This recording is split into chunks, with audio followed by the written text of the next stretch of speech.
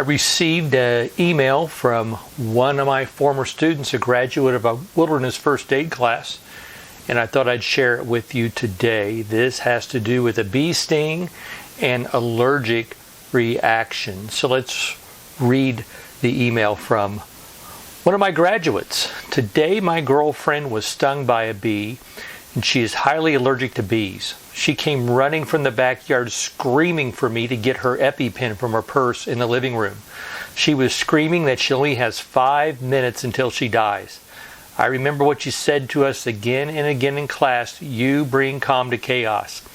I sat her down and I told her I knew exactly what to do.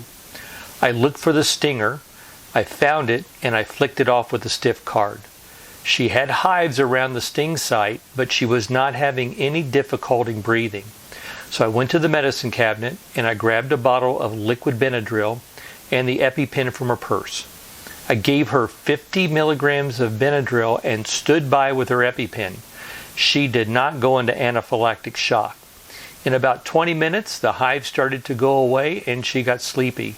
She never needed her EpiPen, and you made me look like a hero in my girlfriend's eyes. So that's a great outcome to that, especially for someone who has a known allergy to bees. So let's look at what this graduate did to treat this patient.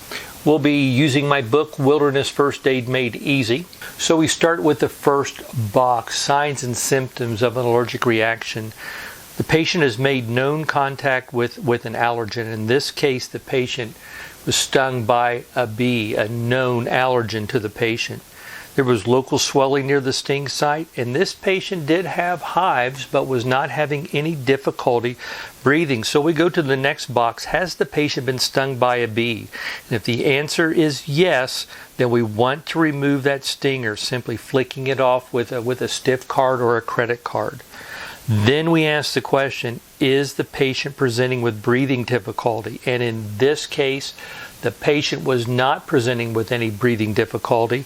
So what we do, go ahead, administer a max dose of antihistamines, follow the package dosage. Typically that's about 50 milligrams of Benadryl.